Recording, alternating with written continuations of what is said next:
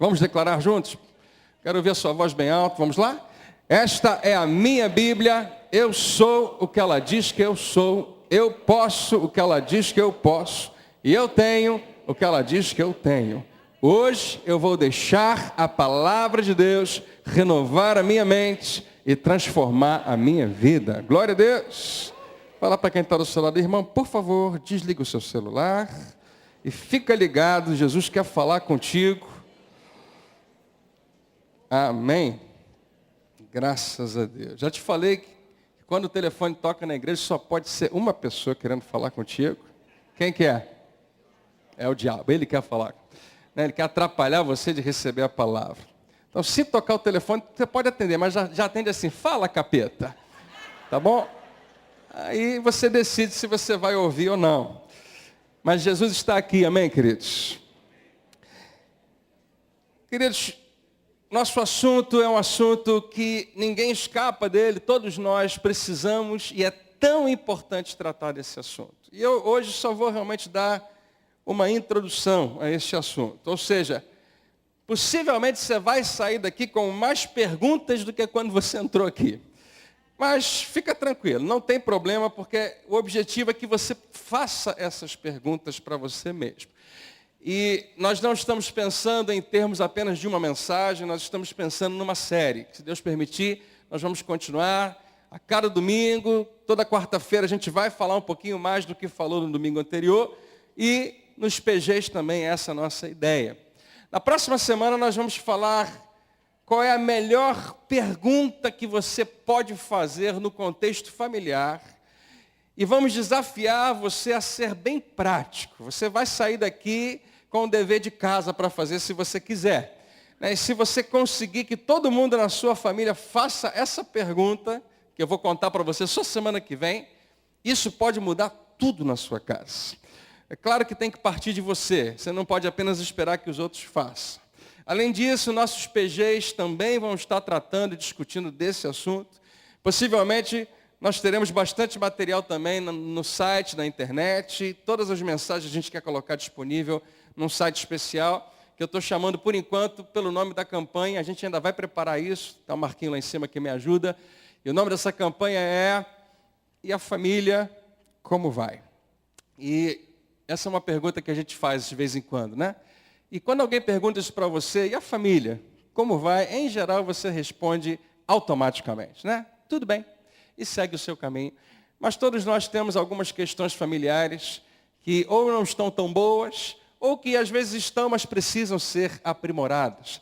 E eu oro para que você saia, ainda nessa noite aqui, com um desejo profundo de confiar em Deus para fazer uma obra na sua casa. Quantos precisam da intervenção de Deus no seu lar?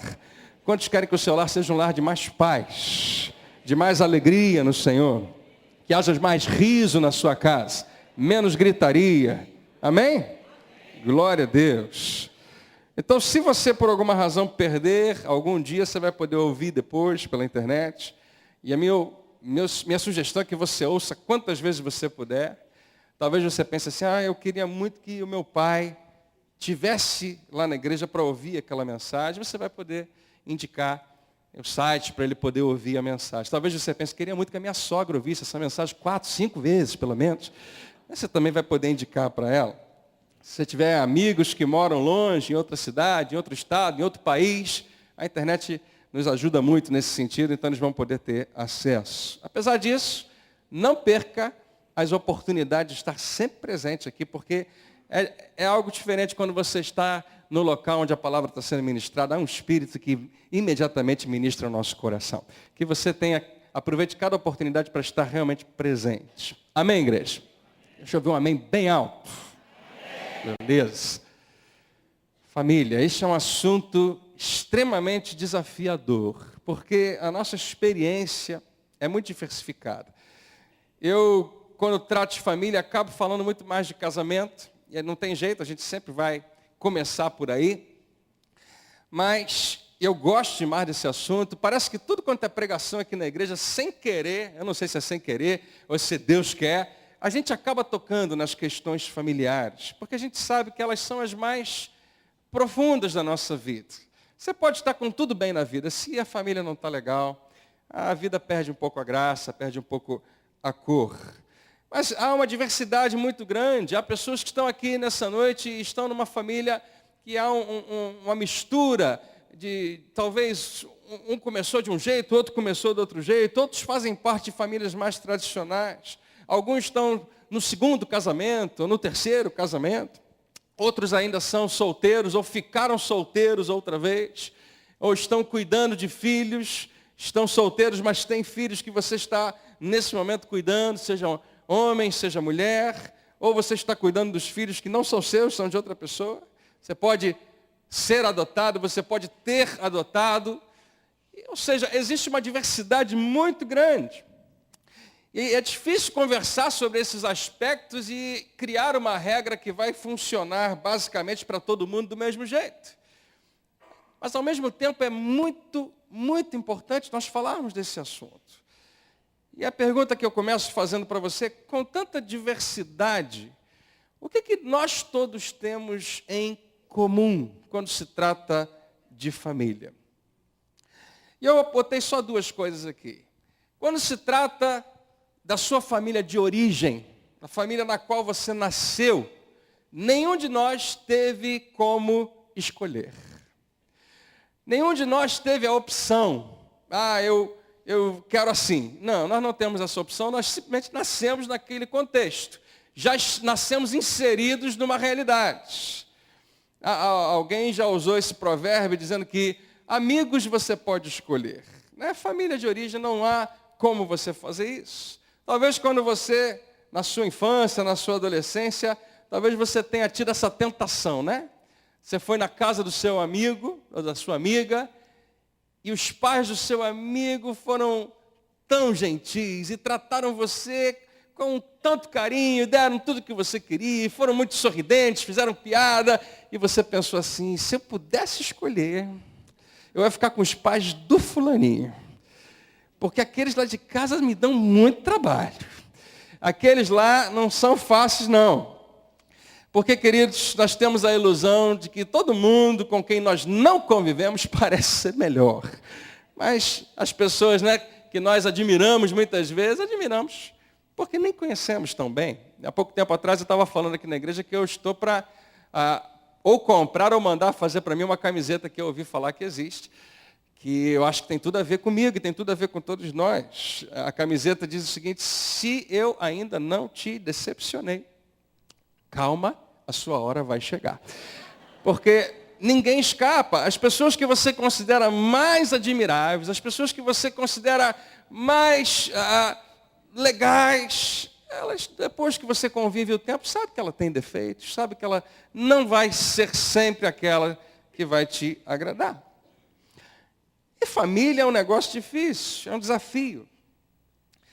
As palavras que nós usamos dentro de casa, a palavra pai, é uma palavra carregada de emoções, de questões emocionais. A palavra mãe também. Naqueles momentos mais angustiantes da tua vida, talvez você tenha deixado sair, eu quero a minha mãe. Mesmo que você já seja um adulto.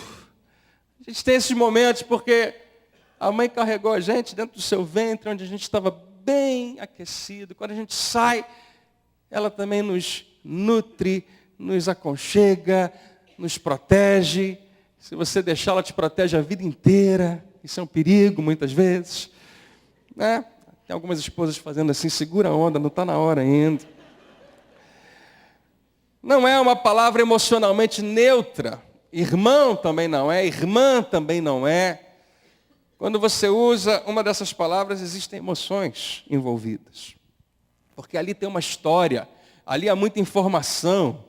Às vezes há desconforto, às vezes há tristezas, às vezes há alegrias, boas memórias, memórias não tão boas assim. E este é um assunto carregado de uma bagagem emocional. Esse é algo que nós temos em comum. É que nenhum de nós escolheu, mas nós nascemos numa história, nós nascemos num contexto. E a segunda coisa que eu acho que todos nós temos em comum é que ninguém da sua família é tão inteligente quanto você. Você já chegou a essa conclusão? Algumas pessoas humildes não estão tendo a coragem de rir nesse momento. Em algum momento, talvez você já deve ter pensado isso. Você deve ter feito os cálculos e pensado assim, se essas pessoas da minha família simplesmente fizessem o que eu estou dizendo, tudo ia ficar mais fácil. Por que as pessoas não conseguem ver o que eu estou vendo? Por que elas não conseguem acertar? Por que não conseguem fazer do jeito que eu estou falando? Em geral, quando nós somos mais jovens, nós acreditamos que nós temos todas as respostas, inclusive para responder os problemas da nossa família. Não, o negócio é o seguinte, você precisa fazer isso, você precisa fazer aquilo, você precisa fazer aquilo outro, você tem que parar de fazer isso. Se todo mundo fizer a sua parte, vai dar tudo certo. Mas mais tarde, o tempo vai passando, em outras fases da sua vida, o que acontece às vezes é o inverso. E você vai ficando um pouco mais velho e você se pega pensando assim, meu Deus, eu não sei o que fazer. E eu deveria saber. Eu deveria saber como tratar essa situação. E nós não estamos aqui para levar em consideração o que a psicologia diz, o que talvez os profissionais, no que diz respeito à pedagogia, a ajudar a criação de filhos. Nós estamos aqui para ver o que a palavra de Deus diz. Quantos creem que o que Deus tem a dizer sempre é mais importante? Diga-me. O que é interessante é que quando você abre a sua Bíblia e se pergunta o que nós podemos encontrar e aprender sobre família, na palavra de Deus. É muito interessante. Porque, queridos, não há praticamente nenhum bom exemplo de família na Bíblia. Eu não estou dizendo que não há nenhum, eu estou dizendo que praticamente você não encontra. Eu estou falando de seres humanos.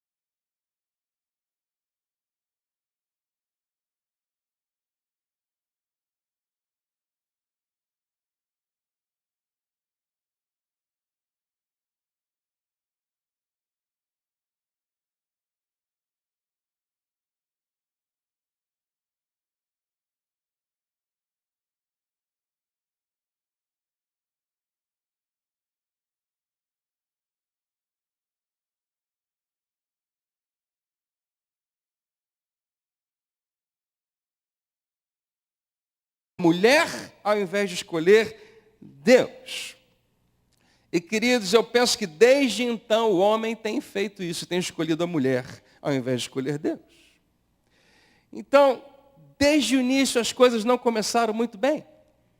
O primeiro homicídio registrado acontece entre dois irmãos. Filhos de Adão e Eva, Caim e Abel. Um irmão mata o outro. Por inveja. E a história continua. Então, enquanto você vai lendo o Antigo Testamento, você se pergunta, o que nós podemos aprender aqui sobre família? A resposta é, você pode aprender muita coisa, mas o Antigo Testamento está recheado de maus exemplos de família. A primeira guerra civil que acontece em Jerusalém, na nação de Israel, é uma guerra entre Davi, rei Davi, e o seu filho, que se enfrentam numa guerra onde milhares de pessoas morrem. E o que justifica esse monte de gente morrendo? Por que essa guerra aconteceu? Por causa de um problema entre um pai e um filho. Quem está vivo aí, diga amém. E quando você lê a história, você tem uma nítida impressão assim, de, meu Deus, como seria fácil resolver isso? Por que eles não resolveram isso antes? Por que eles não trataram isso de outra maneira? Então o Antigo Testamento está cheio de maus exemplos de família. E há talvez apenas uma grande história que seja um bom exemplo, a gente depois vai tratar dela. Mas algo fascinante acontece. Nós chegamos então ao Novo Testamento. A nova aliança, inaugurada através da cruz, através do sangue de Cristo. E eu, queridos, nessa noite, sinceramente, eu não sei como explicar isso de maneira que você compreenda a intensidade do que acontece ali. Quando o Novo Testamento a nova aliança começa a ser divulgada aos povos que estão vivos naquele tempo, no primeiro século. No Novo Testamento, quando o apóstolo Paulo pega os ensinos de Jesus, e dentro de uma cultura essencialmente grega e romana, ele começa a ensiná-los. Paulo está falando de ideias completamente inéditas, novas, nunca antes conhecidas, nunca antes testadas naquele universo, sobre como família deve funcionar. A gente lê e a gente pensa, isso aqui eu já sei há muito tempo. Mas aquelas pessoas estavam ouvindo Paulo falando sobre como é que marido deve ser, como é que esposa deve ser, como é que filhos precisam se comportar, como é que os pais devem tratar os seus filhos. E aquelas pessoas falam, nunca vi isso antes, porque ninguém conhecia aquilo. Nós precisamos entender isso hoje. Esses princípios que ele começa a pregar são extremamente novos, são conceitos estranhos para aqueles povos que nunca tinham experimentado aquilo, nunca tinham vivido aquilo. Não havia nenhuma sociedade construída a partir daquilo que Paulo está começando a ensinar, que é um reflexo do que Jesus fala sobre o valor do homem, sobre o valor da mulher, sobre o valor dos filhos, das crianças. E mais alguns minutos eu vou ler para você um resumo do que o Novo Testamento tem a dizer sobre famílias, sobre as responsabilidades de cada integrante. E você vai ouvir e vai pensar assim, pastor André, isso aí já é meio antiquado. Talvez isso aí seja até para a gente meio que, no mundo que a gente vive hoje, nem é tão politicamente correto.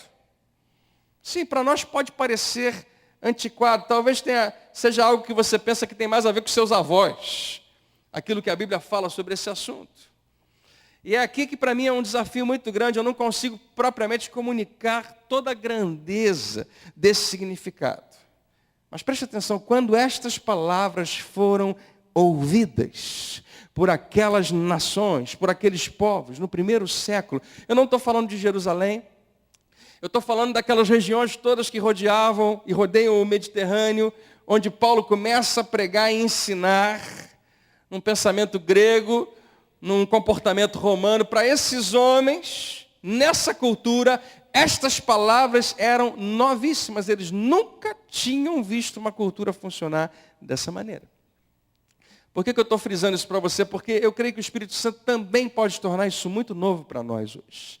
E estes ensinos se tornaram, com o tempo, tão populares. Aquilo que a Bíblia diz, que começou a ser pregada no mundo conhecido daquele tempo, foi se tornando tão popular, principalmente do lado de cá, no mundo ocidental, permearam de tal maneira aqui as Américas, grande parte da Europa também, que a maioria de nós hoje acredita que não passa de bom senso. É apenas senso comum. Não necessariamente é uma direção de Deus, é o que todo mundo realmente precisa fazer, é o que naturalmente as pessoas deveriam estar fazendo. Nós já nascemos inseridos no meio dessas ideias. Mas, queridos, isso era completamente novo para eles. Especialmente naquilo que se fala sobre as mulheres e sobre as crianças. Porque esta era uma cultura onde a mulher tinha quase nenhum valor. Não precisa nem ir muito longe. Alguns anos atrás você já vai ver reflexos disso. Mulher valia um pouquinho mais do que os animais que eram adquiridos, gado e outros animais. Mulher valia talvez um pouquinho mais. Crianças eram em todo o tempo desprezadas. Eles não colocavam sequer o nome nos seus filhos enquanto eles não atingissem uma certa idade, porque queriam ver se a criança ia sobreviver ou não. Porque o índice de mortalidade infantil era gigantesco. Era muito fácil uma criança nascer e daqui a pouco morrer. Então eles não davam aquele valor todo, não sabiam nem se valia a pena investir muito. Vamos ver como é que vai ser. Pais frequentemente não deixavam as suas heranças para os seus filhos. Eles achavam que os filhos eram irresponsáveis para cuidar das suas heranças e nomeavam outros herdeiros. Eu sei que tem algumas pessoas pensando assim, pastor, isso é uma boa ideia. Não fuja do assunto aqui, amém, queridos? Nós passamos sem perceber por certos episódios na Bíblia, mas Você lembra daquele momento quando Jesus interrompe o que ele está falando e diz assim, deixa as crianças virem aqui. Deixai vir a mim, os pequeninos. As crianças querem chegar aonde ele está, mas os discípulos param, as crianças dizem, não. Você não está vendo o que a gente está fazendo aqui é importante? Jesus para tudo e fala, não, deixa as crianças virem aqui. E talvez você pense assim que os adultos ali em volta devem ter pensado, puxa, que bonito, que gesto gentil de Jesus, que gracinha. Não, queridos, essas pessoas viviam numa cultura que fazia eles pensar o quê?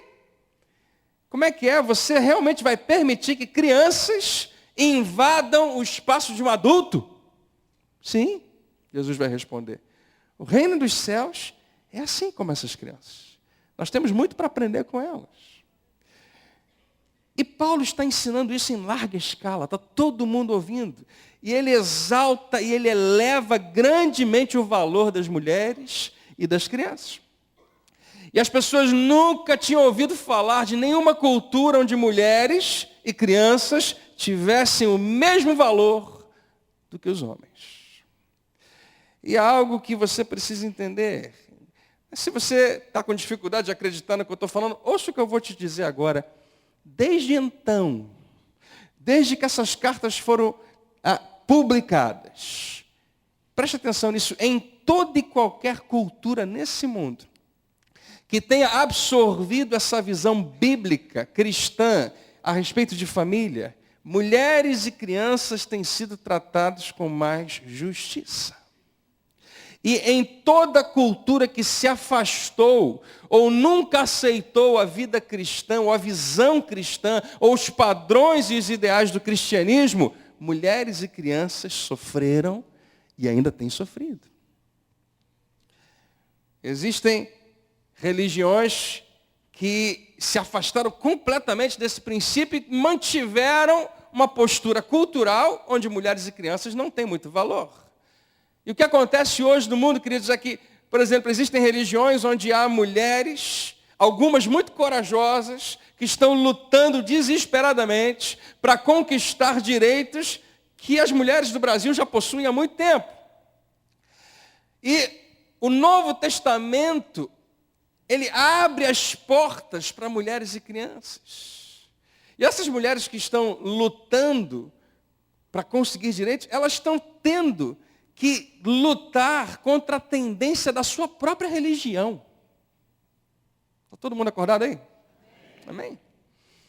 Queridos, o que o Novo Testamento faz nunca havia sido feito. Essa porta que se abre para valorização das pessoas, das mulheres, das crianças, do contexto familiar, é algo que jamais outra cultura havia feito. O que o apóstolo Paulo começa a ensinar é revolucionário, é extremamente desconfortável para muitos homens. E isso começa também a dar às mulheres uma esperança que antes não existia. E em essência, o que Paulo está comunicando é o seguinte, queridos, Jesus foi até a cruz e morreu por homens e por mulheres e pelas crianças, sem exceção.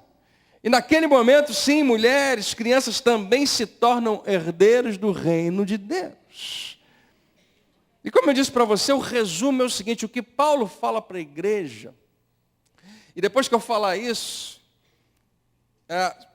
talvez você pense, pastor, é só isso. Se você quiser, já está bom. Em essência é, maridos, quantos maridos tem aqui, digo amém? Maridos, amem suas esposas, sejam sensíveis a elas, considerem. Esposas, quantas esposas tem aqui, digo amém? Esposas, submetam-se a seus maridos. Ninguém vai dizer amém agora, tenho certeza. Filhos, obedeçam aos seus pais. E pais, não irritem aos seus filhos. Pronto, já podemos orar e ir embora, porque vocês já pegaram tudo. É basicamente isso. Mas pensa bem nesses princípios. E olhamos agora para as nossas casas. Parece uma utopia, parece um lugar inatingível. Uma família que opera assim, para nós, é algo muito difícil. Porque preste atenção, querido, não, você não nasceu numa família ideal. E se você se casou, teve filhos, você também não produziu uma família ideal. Diga ideal. Nós vamos usar essa palavra de vez em quando. Pode ser que a sua família hoje esteja mais próxima desse ideal que nós lemos aqui do que a família da qual você veio. Quantos conseguem aqui, são corajosos de dizer, pastor, melhorou. Antes estava de um jeito, hoje está bem melhor. Levanta sua mão como eu assim. Da onde você veio para onde você está hoje? Eu não vou perguntar o contrário, tá? Mas tem gente que foi o contrário. Estava legal, o negócio ficou ruim a beça. Né? Estava mais perto do ideal antes. Mas seja o que for, existem essas duas coisas. Existe o que é ideal, que é aquilo que a Bíblia falou, que é aquilo que nós precisamos fazer, que é cada um bem posicionado. E existe o que é real. Existe o que eu vivo hoje. Existe a realidade do meu dia a dia na minha casa. E entre essas duas realidades existe um espaço, uma distância. Em alguns casos muito grande, em outros nem tanto. Eu queria dizer para você nessa noite que o que eu acredito que Jesus faz o tempo todo, a princípio em tudo que ele ensina, mas principalmente no contexto da questão dos nossos relacionamentos, da família, é que ele sempre aponta para o que é ideal. Ele sempre vai falar do que é ideal. Mas ele se recusa a condenar aqueles que ainda não chegaram lá. Este é o dilema. Esse é o paradoxo. E esse é o Evangelho. Jesus ensina e aponta para um ideal. Ele toda hora está falando, o reino dos céus é semelhante, o reino dos céus é como isso, o reino de Deus é desse jeito. E ele sempre aponta para algo que é ideal. Ele repete isso várias vezes e frequentemente Jesus eleva o padrão pelo qual as pessoas viviam, pelo qual as pessoas, como elas se comportavam, para que todo mundo soubesse que não, ninguém conseguiu alcançar, ninguém chegou lá, todos precisam de um Salvador. O padrão e o senso comum do judaísmo do primeiro século dizia, por exemplo, que era contra a lei cometer adultério. Todo mundo sabia disso. Aliás, isso em geral está em qualquer cultura, a maioria delas. Cometer adultério é errado, é pecado. No caso do judaísmo, é ilícito, é contra a lei. Todo mundo sabia o que aquilo significava. Não, você não pode usar o seu corpo para cometer adultério. E aí vem Jesus. E ele fala, gente, não é só isso, não. Não é só usar o corpo e se juntar a alguém e cometer adultério. Não, o padrão é mais alto do que isso. Jesus pega o padrão que as pessoas tinham na sua própria mentalidade e empurra lá para cima e diz, vamos conversar sobre esse assunto outra vez. Se você simplesmente olhar para uma mulher de maneira impura, você já cometeu adultério com ela. Quando Jesus fala isso, queridos, o que ele está fazendo? Naquele momento ele transforma todos os homens na sua plateia em adúlteros. E potencialmente todas as mulheres também. E ele torna todos os homens que um dia ouviram esse princípio em adúlteros. E ele pega o nível de comportamento que as pessoas consideram aceitável e coloca ele bem mais alto. E quando ele fala isso, as pessoas ficam pensando no sentimento de condenação, de culpa. Pensa, não, Jesus, o que vai acontecer com a gente? Nós já fizemos isso, nós já cometemos adultério em nossos corações. O que vai acontecer com a gente, Jesus? E Jesus responde, vocês serão perdoados. Sério, Jesus? Sério? Como assim, André?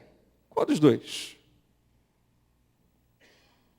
O padrão a ser alcançado ficou bem mais alto, mas a graça conseguiu ser ainda mais profunda. A exigência ficou bem maior e o perdão se tornou ainda mais abundante. Queridos, o que se espera de nós ficou mais difícil de atingir, porque Jesus colocou lá em cima, mas ainda assim o nosso caminho para sermos aceitos e incluídos na família de Deus se tornou gratuito. Glória a Deus. E é assim que Jesus operava. Isso deixava as pessoas chocadas, porque nós fomos programados para aceitar um extremo ou o outro. E Jesus é a perfeita manifestação da graça e da verdade. João diz que ele veio e se manifestou cheio de graça e verdade. Ele personifica graça e verdade. Ele aponta para o ideal, para o que é perfeito, mas ele se recusa a condenar aqueles que não o alcançaram. E nessa noite aqui está o nosso grande desafio. Preste atenção, porque aqui vai a grande pergunta da noite. Você está disposto a aceitar e a buscar e a não abrir mão de um ideal que talvez nunca seja alcançado na sua família? Mas você vai se recusar a olhar para outras opções. Você vai continuar focado nesse ideal, ou você vai cair na tentação de abrir mão daquilo que é ideal, porque assim eu me sinto melhor em relação a como realmente eu sou.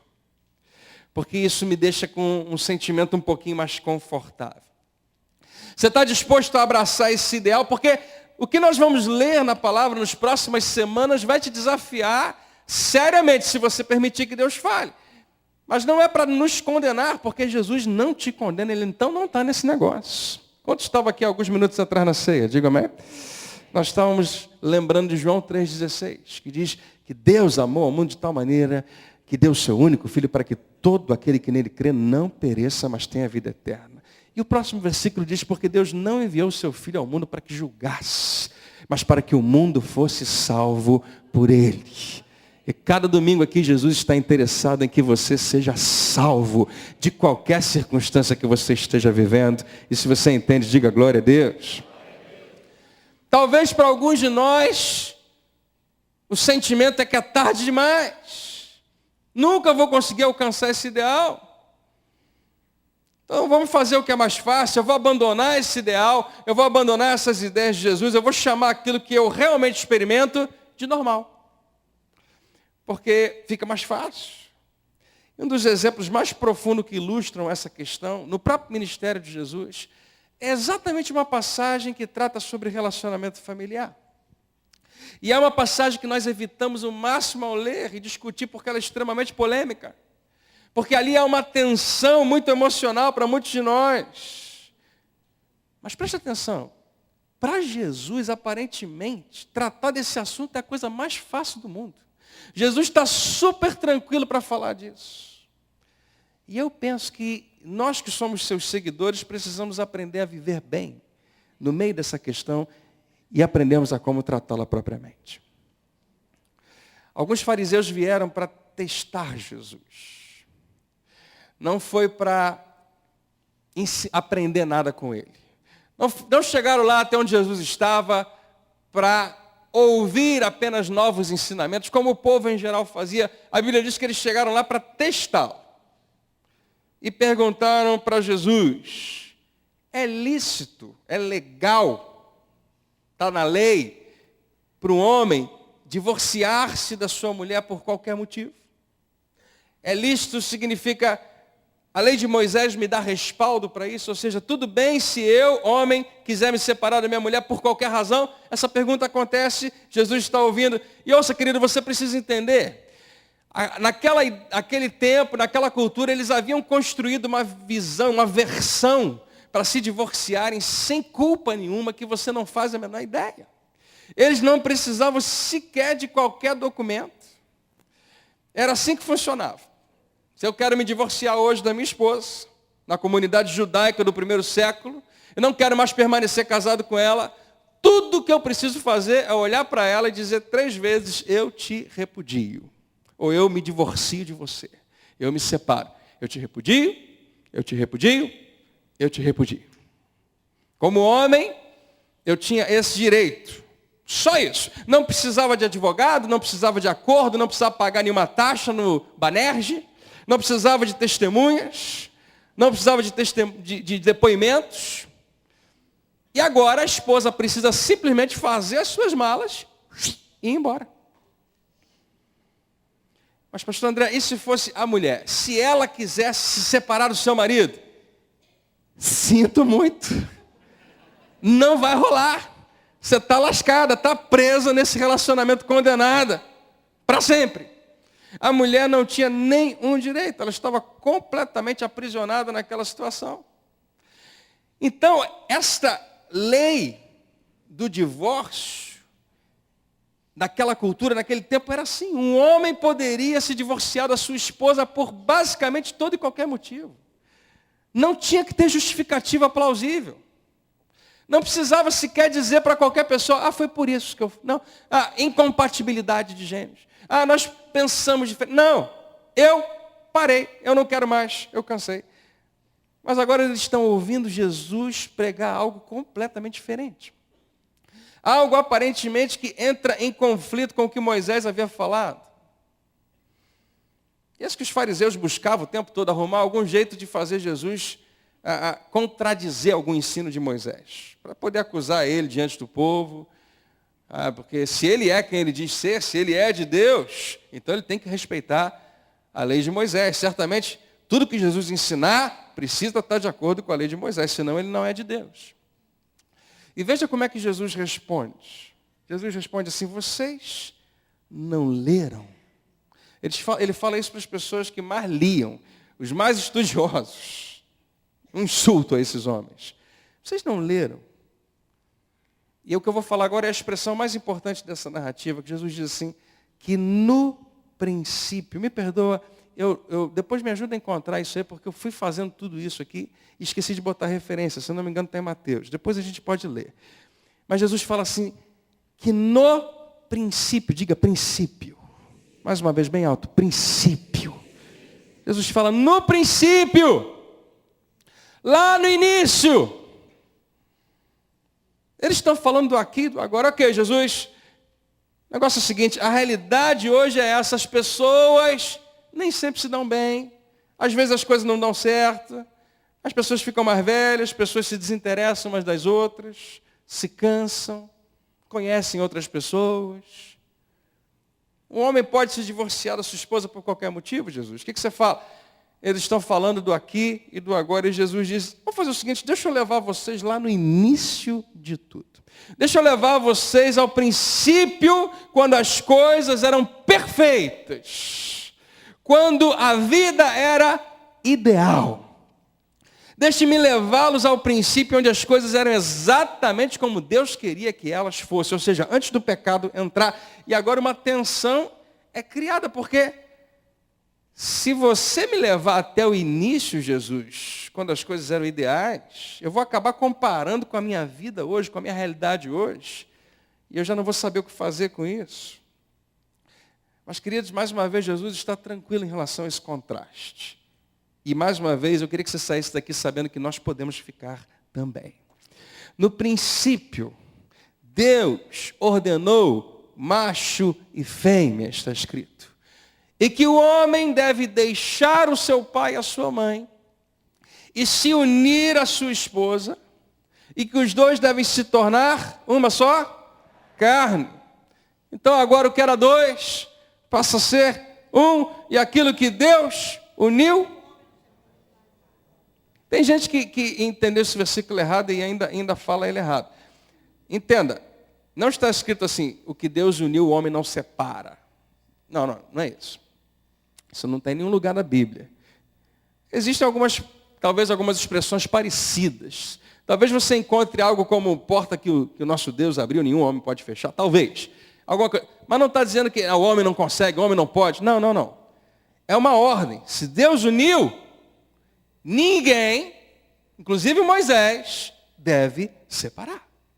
Isso é uma direção que Jesus está dando. Querido, Jesus leva todo mundo lá para o Jardim do Éden, e trata do assunto com uma ótica completamente nova. Vocês estão levantando a questão do divórcio, mas para pensar um pouquinho. Na verdade, o que realmente é importante, e que vocês não estão entendendo ainda, é qual realmente é significativo o casamento. Vocês precisam descobrir o que casamento realmente é, porque vocês não sabem. Deus fez de duas pessoas uma. Quando o casamento acontece, eles se tornam um. E vocês, se tentarem separar aquilo que Deus uniu, não vai dar certo.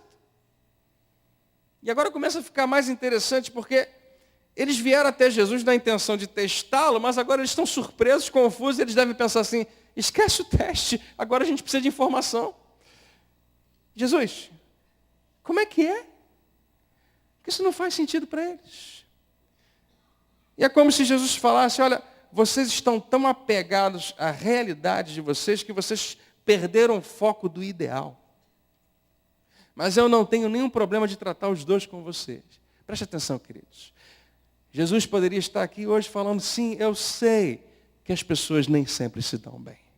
Eu entendo que divórcio acontece. Eu entendo que as pessoas se separam. Eu entendo que precisa haver um mecanismo para esse conflito. Eu entendo que é necessário descobrir uma maneira de proteger as mulheres de homens que as dominam e têm o poder absoluto sobre o casamento.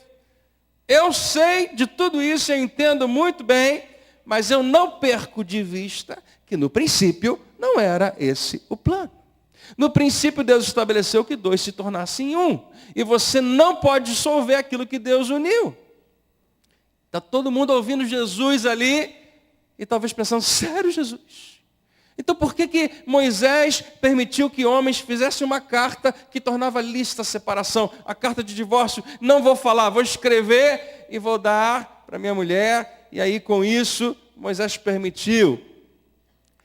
Jesus responde exatamente isso. Gente, Moisés permitiu que vocês se separassem das suas esposas por causa da dureza do coração de vocês, mas não era assim no princípio. Uau, Jesus, isso é difícil de aceitar. Que palavra dura.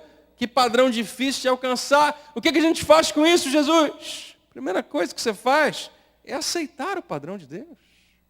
Mas o que você vai fazer, Jesus, com todos nós que nos divorciamos? Preste atenção. Eu não vou fazer nada com vocês. Mas eu vou fazer algo por vocês. E o que você vai fazer por nós, Jesus? Por todas essas pessoas que um dia erraram, seja esse ou qualquer outro erro. Eu vou entregar a minha vida por eles. Qual é a resposta então, pastor André? Pode ou não pode? Exatamente.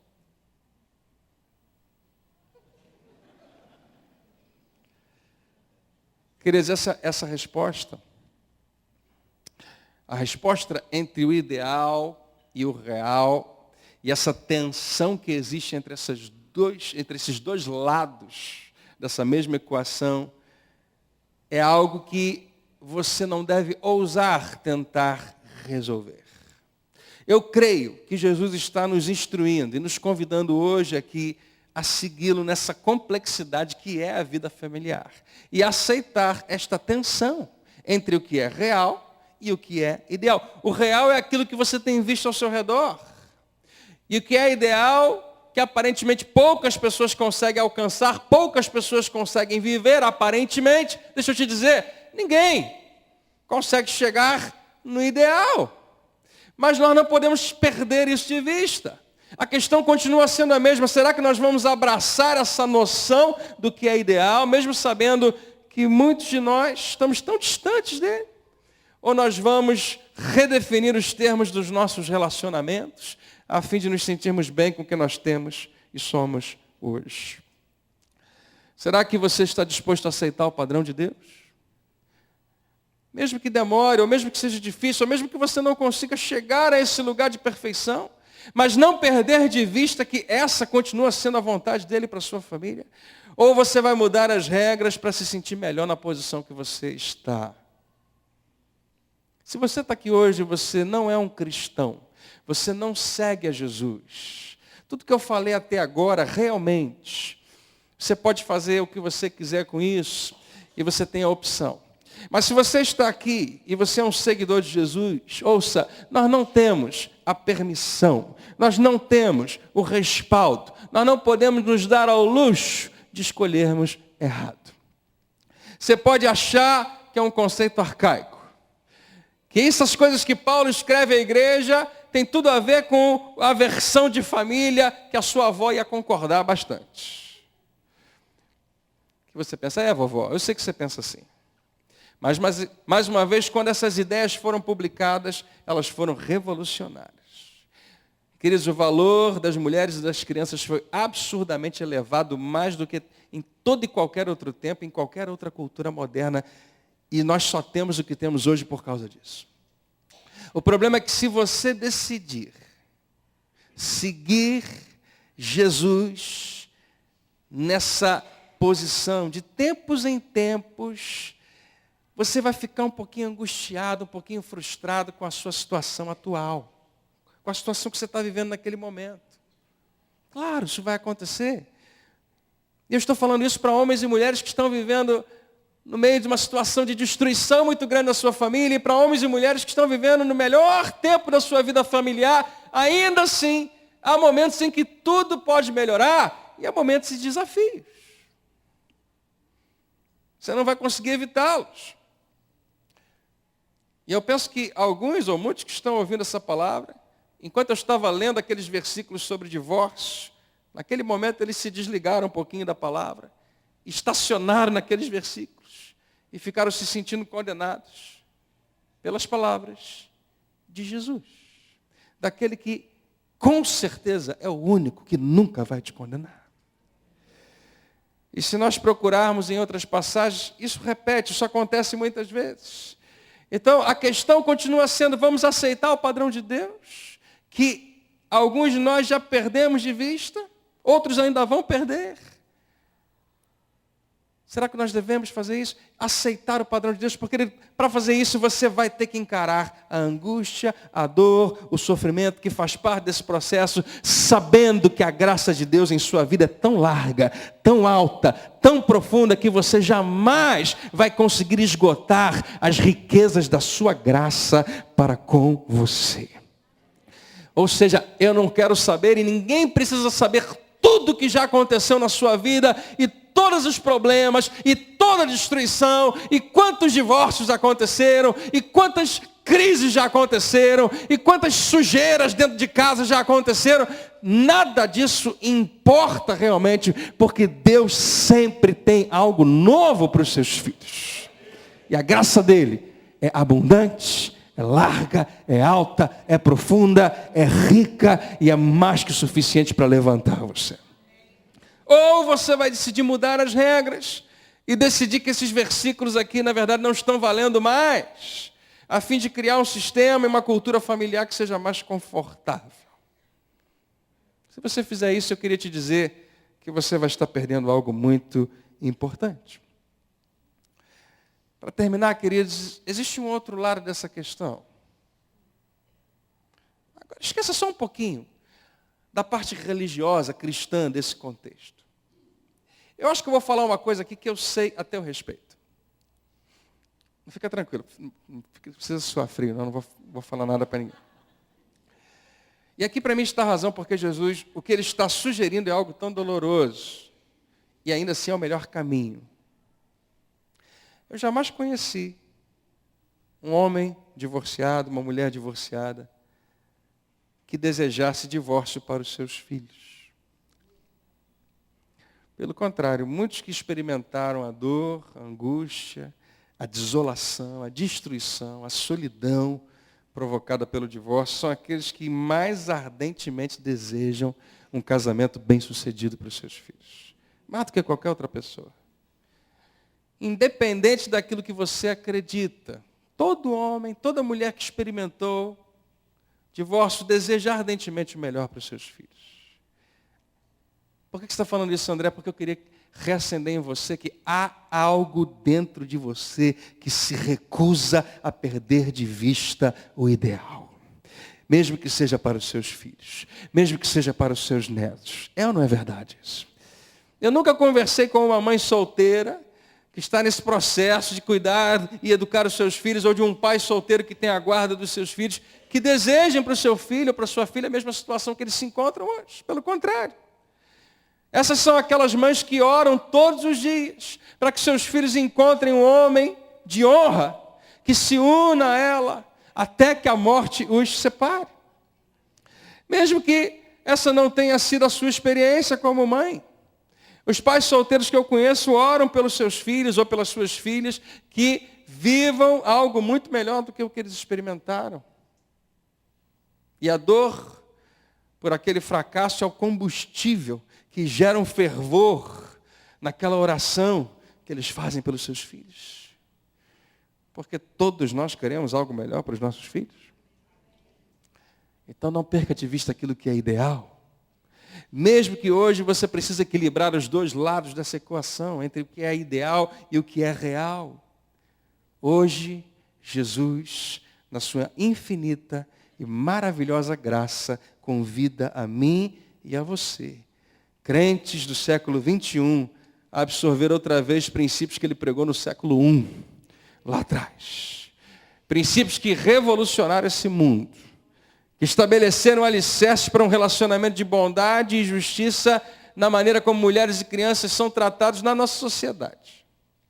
E no mundo, aparentemente, onde a maioria está indo na direção inversa de tudo isso que a gente está falando, eu penso que seguidores de Jesus Cristo, e quantos tem aqui hoje, digo bem alto, aleluia.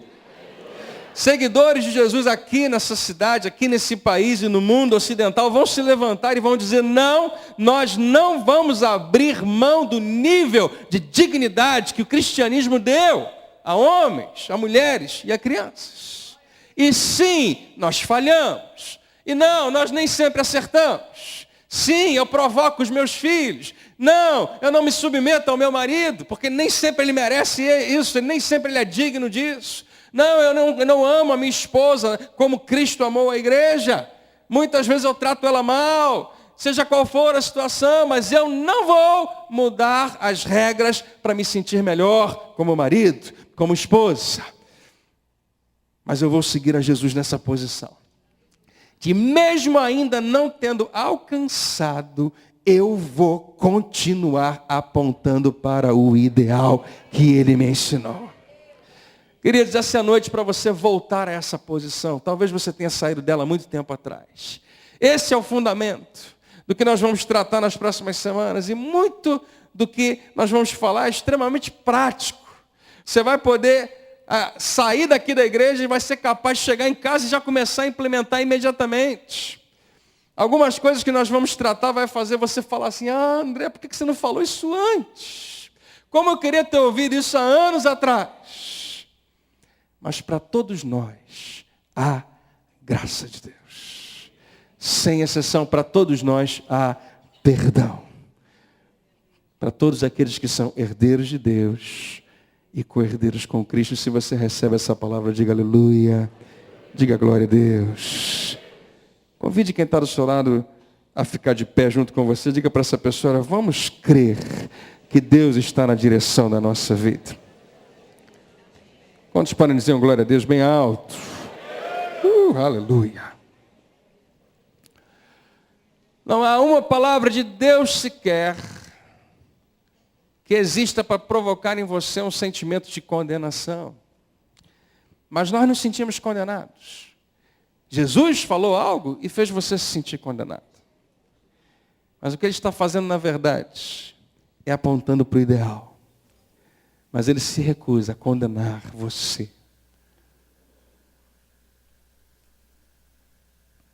A questão familiar é tão séria, tão importante. Mas Jesus deixa no seu ministério essa marca absoluta, incontestável, de que o que rege tudo o que ele faz é o amor que ele tem por nós. Tudo. Então, se hoje você está aqui, você diz, pastor André, se existe alguém nesse lugar, nessa igreja, que é o pior exemplo do que um pai pode ser, sou eu. Ou a mãe, ou um filho, ou seja o que for, o marido, uma esposa. Se você tem esse sentimento dentro de você, eu queria lembrar a você que é uma passagem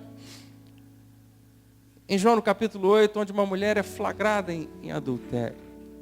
E ela é levada até Jesus para ser julgada, condenada, sentenciada e morta. A lei amparava essa atitude. Todo mundo já tinha uma pedra para jogar nela. E Jesus salva aquela mulher. Mas ele também salva todas aquelas pessoas em volta dela, fazendo elas pensarem que não funciona olhar para o outro e dizer para o outro quais são os problemas dele. Não funciona. Para algumas pessoas, para muitas pessoas, o pecado cegou de tal maneira Porque elas acreditam que apontar para o outro e olhar para as fraquezas do outro e dizer para todo mundo o que o outro fez, ao invés de encobrir, ficar falando, é uma maneira aparentemente válida para ninguém ficar olhando para mim e para os meus erros.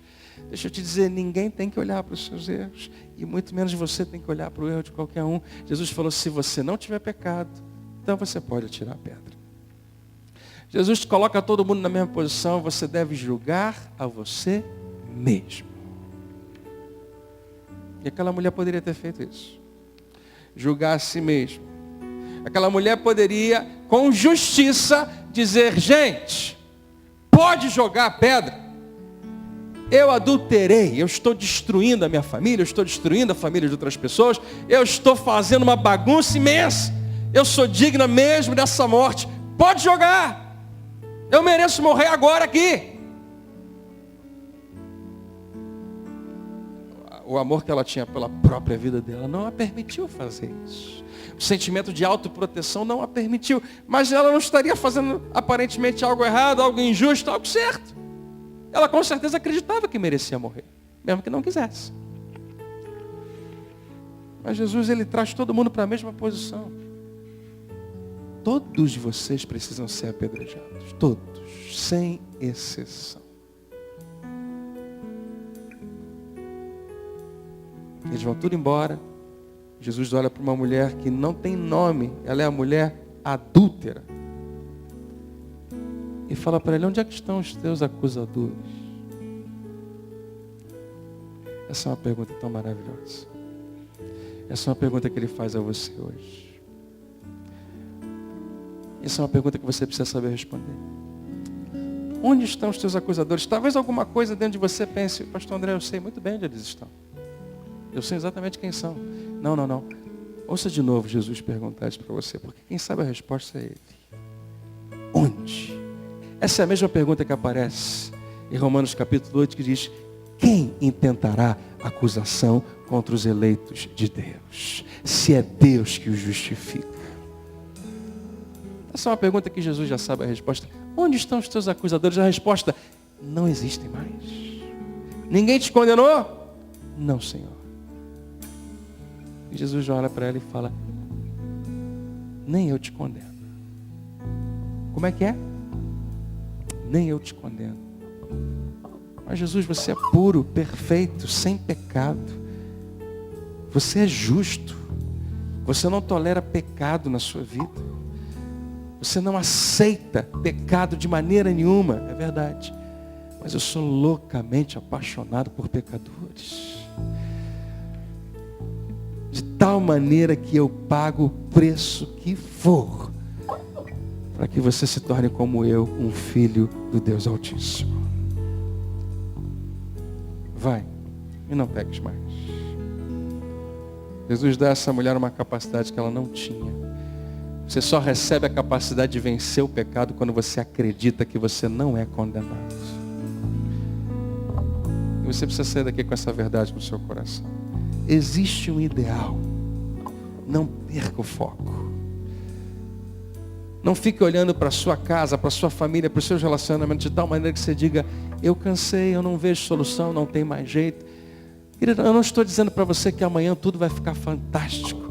Eu não estou dizendo para você sequer que amanhã vai melhorar um pouco. Não, eu não sei. Mas eu tenho confiança de que se você se posicionar no lugar certo e olhar para Jesus, é impossível você não ser abençoado. Ele vai arrumar algum jeito de fazer você crescer e aumentar em sabedoria e aprender a lidar com coisas que você nunca soube lidar antes na sua vida.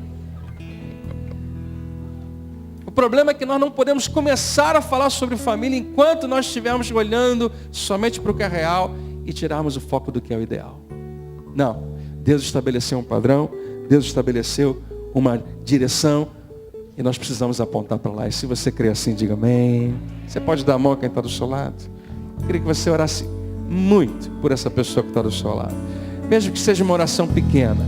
Mas eu queria que você orasse por ela. Que você fosse um intercessor e dissesse, Senhor, a família desse meu irmão aqui precisa do teu socorro. E nós cremos que o Senhor vai estar fazendo grandes coisas. grandes milagres, mudança na maneira de pensar, principalmente, mudanças que nós vamos, meu Pai, experimentar na nossa vida. Ajuda esse meu irmão que está do meu lado aqui, a ter controle sobre os seus sentimentos, a ter controle sobre as suas reações, a ser alguém, meu Pai, que te ouve e te obedece, independente de qualquer circunstância. Que ele aprenda com Jesus Cristo e aceite os desafios que ele está vivendo hoje. E que ele creia que, apesar de qualquer que seja a sua história, o Senhor continua no controle, tendo um plano maravilhoso para a vida dele. Você pode levantar sua voz para ela ser ouvida nesse lugar e orar com fervor. Deixa o combustível da sua oração agora ser a sua fé. Se você crê que Deus está operando nesse momento na vida dessa igreja, em nome de Jesus, faça a sua oração, declare em alta voz: aleluia, não há mais condenação para aqueles que estão em Cristo Jesus.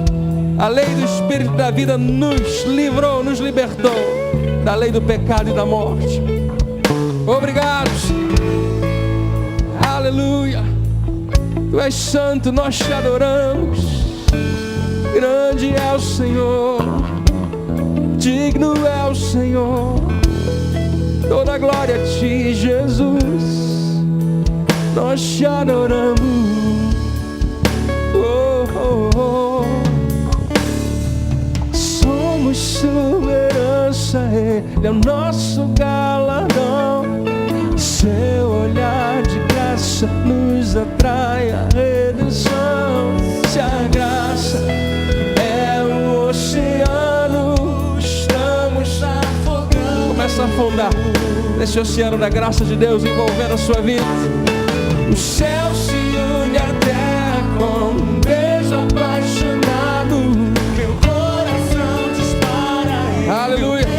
Declare bem alto: não tenho tempo. Não tenho tempo pra perder qualquer sentimento. Quando penso que Ele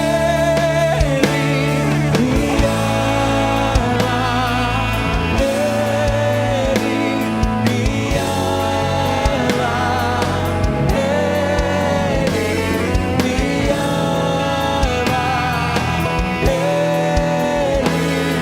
me ama, Jesus me ama,